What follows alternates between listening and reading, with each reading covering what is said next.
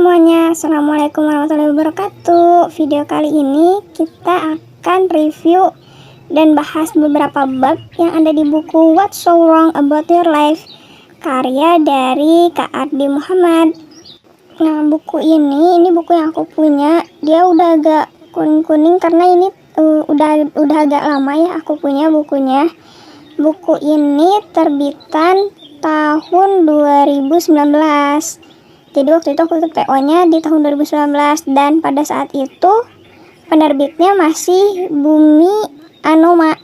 Dan ini teman-teman yang terlibat ya dalam pembuatan bukunya, timnya ada penulis, penyunting, penyelaras akhir, pendesain sampul, tata letak, ilustrasi, sama penerbitnya. Nah, kalau sekarang Kak Ardi itu sama Kak Alfi udah bikin penerbit barengan, penerbit publishing gitu, Alfi Ardi Publishing namanya.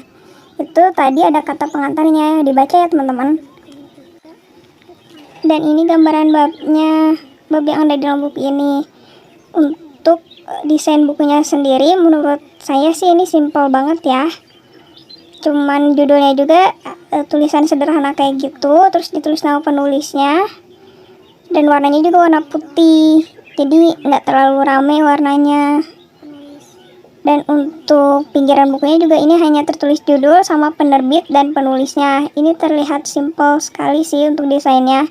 Dan untuk nilai buku ini sendiri, kalau dari saya sih 4,5 ya. Soalnya ada beberapa bab yang belum saya baca juga nih teman-teman. Nah, ini untuk sinopsis yang ada di bukunya. Ini kita bisa baca nih. Nah, di dalam sinopsisnya juga ada kayak apa itu namanya, kayak struktur gitu. Itu tadi untuk sinopsisnya. Sekarang ini adalah bab yang ada di bukunya. Ada 12 bab teman-teman, tapi dari 12 bab ini cuma 4 yang aku bahas. Yang pertama itu You Think You Are Special to Someone, itu ada di halaman 33. Terus You Think Forgetting the Past is the Answer, itu ada di halaman 85. Terus selanjutnya itu You Think You Have Handled Your Problems di 151. Dan You Think You Are the Most Miserable Person on Earth, itu di halaman terakhir, di bab terakhir. Nah, untuk sisa babnya ini teman-teman bisa baca sendiri ya untuk yang punya bukunya. Atau buat teman-teman yang mau berbagi juga bisa share di kolom komentar. Dan untuk tebalnya buku ini juga tipis banget teman-teman. Ini cuman ada 170 berapa ini? 76 halaman. Jadi ini termasuk buku yang tipis kalau buat saya sih. Soalnya kan kalau biasanya buku itu 200 ke atas ya. Ini sebenarnya harusnya bisa beres sehari. Cuman karena ini buku self improvement, jadi agak berat. Jadi perlu waktu berhari-hari nih bacanya. Dan itu barusan adalah kontak yang bisa teman-teman follow ya. Kontak penulisnya. Teman-teman bisa berkunjung di IG-nya, Instagram-nya, Twitter-nya. Cara ngebersihinnya.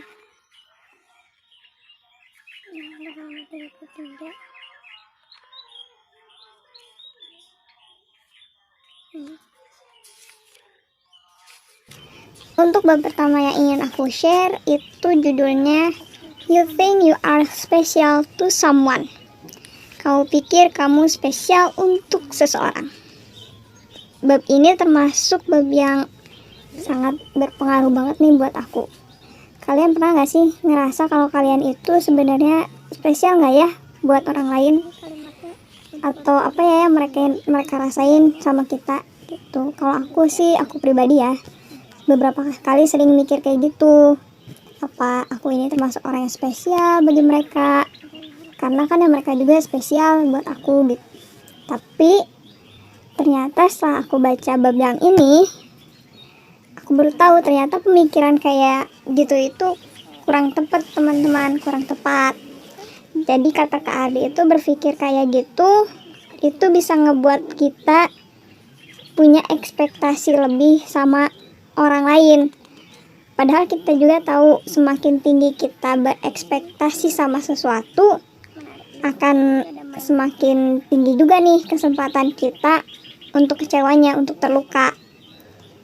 Padahal kan kita berteman itu ingin baik gitu atau apa, tapi kalau misalnya kita berekspektasi tinggi, nanti kita malah yang ada kecewa tanpa sebab ke teman-teman kita, padahal mereka sendiri juga nggak salah apa-apa sebenarnya.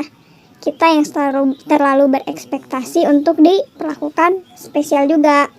Dan agar nggak mengalami kekecewaan itu, benar nih kata Kak Ardi di tulisan buku ini. You have put your expectation wrong. Kamu menaruh ekspektasi di tempat yang salah. Itu yang aku pahami ya. This universe is beyond that. This universe is more than just about your life in this world. Yang artinya adalah kamu telah menempatkan harapan di tempat yang salah. Alam semesta ini lebih besar dari itu semua. Alam semesta ini lebih dari sekedar tentang hidup Anda di dunia ini. Betul kan? Betul. Nah, terus gimana nih? Kalau kata Kak Ardi ya, kita tetap bisa ngelakuin sesuatu atas dasar untung rugi, teman-teman. Tetapi untung yang boleh banget kita harapkan adalah balasan dari Allah Subhanahu wa Ta'ala. Inilah yang disebut dengan keikhlasan yang membuat manusia menjadi lebih mulia. Itu benar banget ya teman-teman. Jadi intinya kita membangun suatu hubungan itu ya jangan mengharap balasan dari sesama manusia juga. Gitu loh. Itu juga aku masih belajar sih.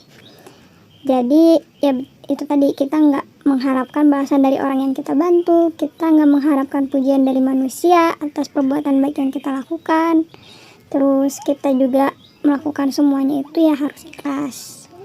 Ya ikhlas itu bukan berarti nggak mengharapkan balasan ya teman-teman, tetapi mengharapkan balasannya hanya dari Allah Subhanahu wa Ta'ala. Tuh, betul itu. Ya kita sama-sama belajar aja. Nah itu tulisan dari Kak Ardi, dan tulisan itu yang bikin aku sadar sih bahwa berteman pun ya berhubungan dengan orang lain pun kita itu harus sehat, jangan toksik ya. Sesuai kata Kak Ardi, ikhlas itu bukan hal yang mudah, tapi ya kita sama-sama belajar aja biar pertemanan atau hubungan kita dengan orang lain lebih sehat dan terhindar dari rasa kecewa terhadap manusia. Itu untuk yang poin pertama, bab pertama. Itu ada di halaman 33 ya teman-teman kalau mau baca. Kita lanjut ke poin selanjutnya, yaitu you think forgetting the past is the answer. Kamu pikir melupakan masa lalu adalah jawabannya? Gimana menurut teman-teman? Apa melupakan masa lalu itu adalah jawaban untuk hidup kita atau enggak? Kan banyak orang juga yang ingin tuh melupakan masa lalunya, dan banyak juga yang ingin terus mengingatnya. Enggak semua sih, karena enggak semua orang memiliki masa lalu yang menyenangkan. Banyak juga yang masa lalunya penuh dengan perjuangan yang luar biasa. Nah, dari bab ini aku banyak belajar dari tulisannya Kak Ardi bahwa melupakan masa lalu itu bukanlah sebuah pilihan. Kecuali nih katanya kalau kita kena penyakit medis yang mengganggu memori, itu beda cerita ya teman-teman. Karena kalau kata Kak Ardi, kita itu ya nggak bisa melupakan sesuatu momen gitu aja. Otak kita nggak didesain kayak gitu. When it sticks, it sticks. Jadi ketika ada momen penting dalam hidup kita, ya otak kita akan merekamnya. Pertama, momen tersebut akan masuk ke short term memory. Terus kalau misalkan momen itu penting, terus berulang, terus kalau memiliki efek yang lama sama kita atau emosi kita, maka akan tersimpan di long term memory dan akan terus berada di situ. Jadi kalau menurut bab ini, melupakan itu bukan pilihan, melupakan masa lalu itu bukan pilihan. Dan kata Kak Ardi juga di tulisannya, oh ya di sini Kak Ardi juga mencantumkan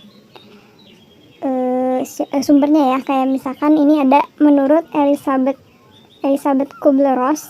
Jadi ketika kita kehilangan sesuatu yang bermakna, kita akan melewati 5 fase berduka. Yang pertama itu ada denial, penyangkalan, denial. Terus yang kedua itu angry, marah. Terus yang ketiga ada bargaining, tawar-menawar. Keempat depression, depresi. Dan yang terakhir itu kelima acceptance, penerimaan. Nah, permasalahannya itu nggak semua orang bisa sampai pada ke tahap terakhir, ke penerimaan. banyak banget faktor yang dapat mempengaruhinya bisa atau enggaknya seseorang melewati fase-fase tersebut, yaitu emotional intelligence, lingkungan, support system, kadar kecintaan kita terhadap hal yang hilang itu, terus ada pola pikir juga, pengalaman hidup, dan masih banyak lainnya.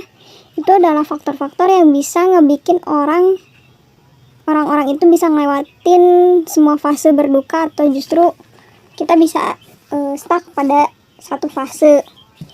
Nah, kalau misalkan kita stuck pada suatu fase, itu tuh yang bikin kita biasanya gagal buat maju nih, gagal buat move on.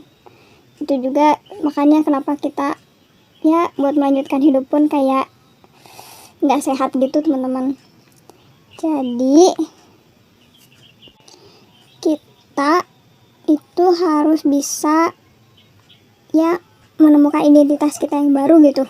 Ya itu emang gak mudah sih, itu benar-benar sulit banget, apalagi kalau buat yang mengalami kejadiannya yang super duper menyakitkan gitu. Itu pasti gak mudah banget ya, karena kalau kita sebagai pihak luar pasti itu dengan mudah gitu ngomong ya udah move on aja, padahal kan ya nggak segampang itu ya.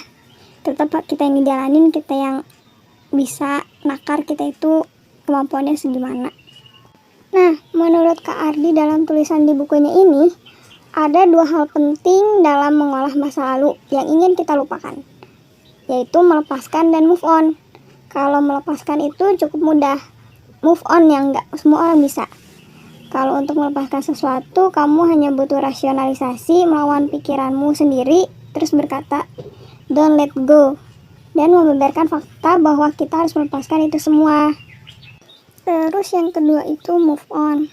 Nah, move on ini yang agak cukup rumit ya. Tapi dari inti yang aku baca dari bab ini, ya sebenarnya semua kejadian itu pasti ada hikmahnya ya teman-teman. Karena ya itu yang terjadi adalah apa-apa yang memang harus terjadi. Itu juga yang ngebentuk diri kita ada di posisi saat ini.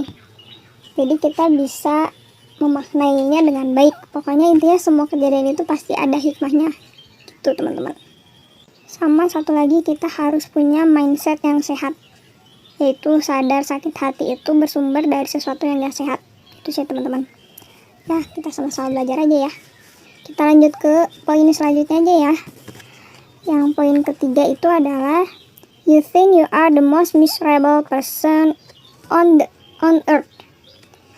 Kamu pikir kamu adalah orang yang paling menyedihkan di dunia ini. Ya, bab ini pasti banyak orang yang ngerasa kayak gitu ya. Ngerasa masalah dirinya sendiri itu adalah masalah yang paling berat. Sering berpikir juga kalau orang lain itu nggak ngerasain apa yang kita rasain. Padahal setiap manusia itu udah punya porsinya masing-masing, porsi masalahnya masing-masing.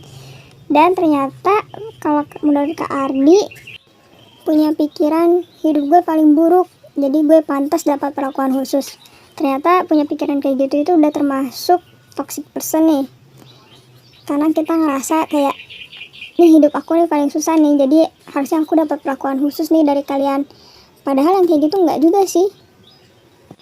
Karena ya itu, kita semua udah ada porsi masalahnya masing-masing. Mungkin masalah mereka kalau misalkan ditimpain ke kita juga itu pasti berat. Ya gitu pun sebaliknya. Intinya ya, kalau dalam menurut Kak Ardi di tulisan bukunya, yang penting sabar. Ya karena memang gitu sih.